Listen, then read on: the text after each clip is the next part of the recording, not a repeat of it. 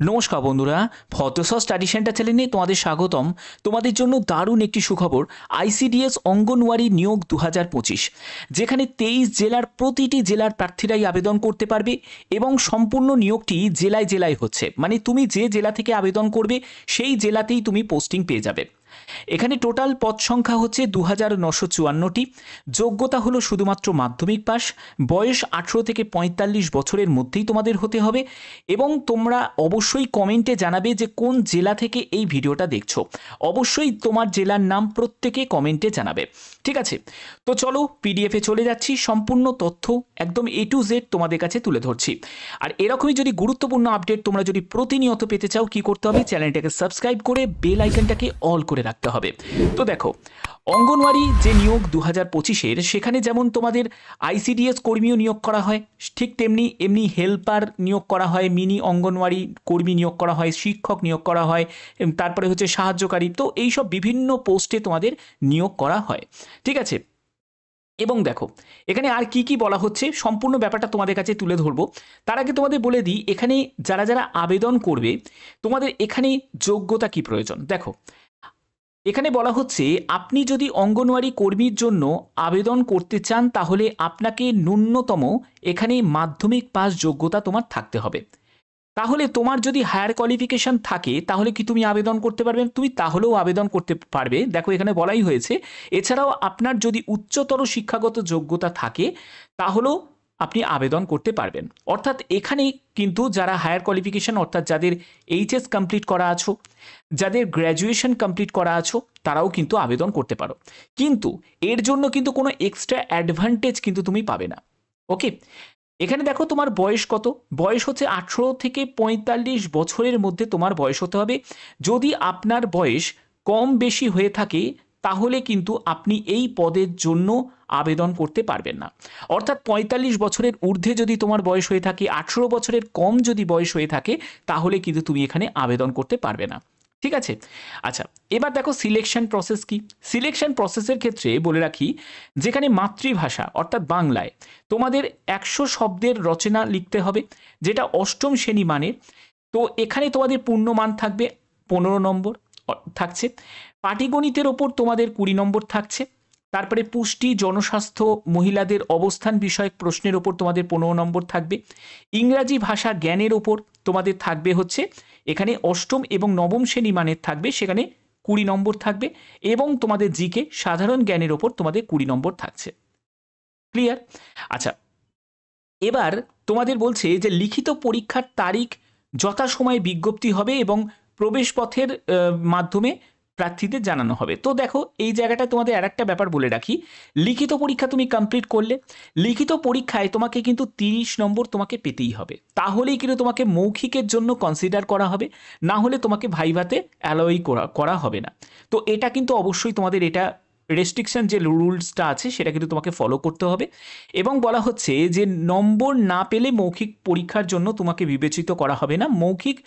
লিখিত পরীক্ষার পাশ করলেও মৌখিক পরীক্ষায় অনুপস্থিত যদি তুমি থাকো তাহলে কিন্তু তোমাকে অযোগ্য প্রার্থী হিসাবে বিবেচিত করা হবে, ঠিক আছে?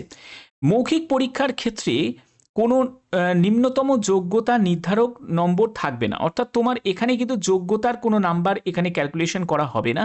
লিখিত পরীক্ষায় প্রাপ্ত আর মৌখিক পরীক্ষায় প্রাপ্ত মোট নম্বরের ভিত্তিতে মেধা তালিকা প্রস্তুত করা হবে। অর্থাৎ বুঝতে পারছো যে প্যানেলটা তোমাদের যে তৈরি হবে সেটা হলো রিটিন আর ভাইভা দুটোকে কম্বাইন করে, ঠিক আছে?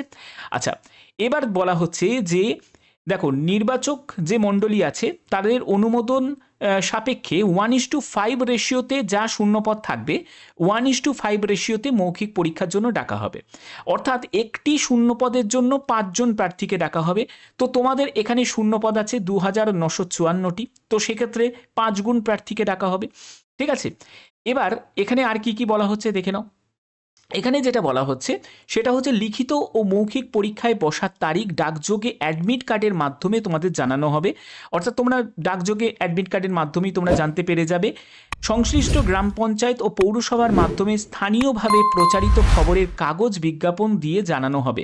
অ্যাডমিট কার্ড না পেলে উপযুক্ত প্রমাণ দেখিয়ে তোমাদের বজবজ 1 নম্বর সুসংহত শিশু বিকাশ সেবা কেন্দ্রের যে অফিস আছে, সেই যে মেন অফিস থেকে তোমাদের ডুপ্লিকেট অ্যাডমিট কার্ড তোমাদের গ্রহণ করতে হবে। সেটা 2 দিন অফিস খোলার দিনে। তো দেখো, পরীক্ষার আগের 2 দিন তোমাকে কিন্তু অবশ্যই সেই ডুপ্লিকেট অ্যাডমিট কার্ড তাহলে তোমাকে ওই অফিস থেকে তোমাকে কালেক্ট করতে হবে। দরখাস্ত কেবলমাত্র সরাসরি অফিসেই জমা দেওয়া যাবে। সরাসরি অফিসে জমা দেওয়া যাবে অফিস খোলার দিন দুপুর 12টা থেকে বিকেল 3টে পর্যন্ত, কিন্তু ছুটির দিনে এটি সম্পূর্ণ বন্ধ থাকবে। কোনো কারণে দরখাস্ত বাতিল হলে কর্তৃপক্ষ দায়ী থাকবে না। অর্থাৎ তোমাদের যখন তুমি আবেদন করবে তখন তোমাকে ফর্ম ফিল আপটা কিন্তু খুব সিনসিয়ারলিভাবে তোমাকে ফর্ম ফিল আপটা করতে হবে। এই জায়গায় যদি কোনো ভুলভ্রান্তি হয় তাহলে সেটা কিন্তু কোনো রকমভাবে তোমাদের কনসিডার করা হবে না। এবার দেখো আর কি কি বলা হচ্ছে। আবেদনপত্রের সঙ্গে যা যা তোমাকে জমা দিতে হবে এবং যা যা করণীয় সেগুলো কি কি থাকছে, যেমন হচ্ছে প্রার্থীর বাসস্থান সংক্রান্ত সার্টিফিকেটের মূল কপি, অর্থাৎ তুমি যেখানকার রেসিডেন্ট তার কিন্তু রেসিডেন্ট সার্টিফিকেট তোমাদের প্রয়োজন। এবার তুমি এই রেসিডেন্ট সার্টিফিকেটটা তুমি কোথা থেকে পাবে, ঠিক আছে, রেসিডেন্ট সার্টিফিকেটটা কোথা থেকে পাবে, সেটা তুমি কাউন্সিলরের কাছ থেকে পাবে, ঠিক আছে, কাউন্সিলরের কাছ থেকে তুমি পেয়ে যাবে। তা বা গ্রাম পঞ্চায়েতের লেভেলের তুমি গ্রাম পঞ্চায়েতের যে প্রধান তার কাছ থেকে তুমি পেয়ে যাবে। মিউনিসিপ্যালিটি এরিয়ায় তোমরা সেখানে যোগাযোগ করতে পারো, মিউনিসিপ্যালিটিতে, সেখানেও তুমি পেয়ে যাবে, ঠিক আছে। তো এই মিউনিসিপ্যালিটি থেকে শুরু করে গ্রাম পঞ্চায়েত লেভেল এই সব জায়গায় কিন্তু তোমাদের এই যে রেসিডেন্সিয়াল যে সার্টিফিকেট সেটা কিন্তু তোমাদের দিয়ে থাকে। তো এটা নিয়ে ঘাবড়ানোর কিছু নেই।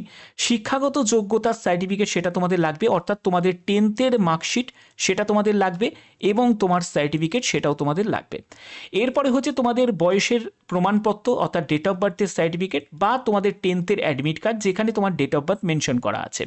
এরপরে প্রার্থীর জাতিগত পরিচয় অর্থাৎ কাস্ট সার্টিফিকেট সেটাও কিন্তু তোমাদের প্রয়োজন হচ্ছে। তারপরে হচ্ছে তোমাদের সাম্প্রতিক তোলা 2 কপি পাসপোর্ট সাইজের ছবি, একটি স্ট্যাম্প সাইজের ছবিও কিন্তু তোমাদের প্রয়োজন হবে, যেটা তোমাদের লাগবে। এবং তোমাকে আবেদনকারীর নাম, সম্পূর্ণ ঠিকানা সেটা 5 টাকার ডাক টিকিট সম্বলিত তোমাদের একটি খামের মাধ্যমে তোমাদের পাঠিয়ে দিতে হবে। এবার এখানে যে শর্তাবলীগুলো দেয়া আছে, যে প্যানেলে যদি নথিভুক্ত হয় সেই অঙ্গনারী সহায়িকা পদে নিযুক্ত যে তাকে নিশ্চয়তা নয়। তো দেখো, তুমি যদি প্যানেলে তোমার নাম থাকে, তোমাকে যে ফাইনালিভাবে নিযুক্ত করা হবে সেটা কিন্তু কোনো রকমভাবে নিশ্চয়তা থাকবে না, ঠিক আছে। এবার দেখো, এখানে কিন্তু তোমাদের স্বেচ্ছাসেবকমূলক অস্থায়ী পদে যে চাকরিতে কিন্তু নিয়োগ করা হয়।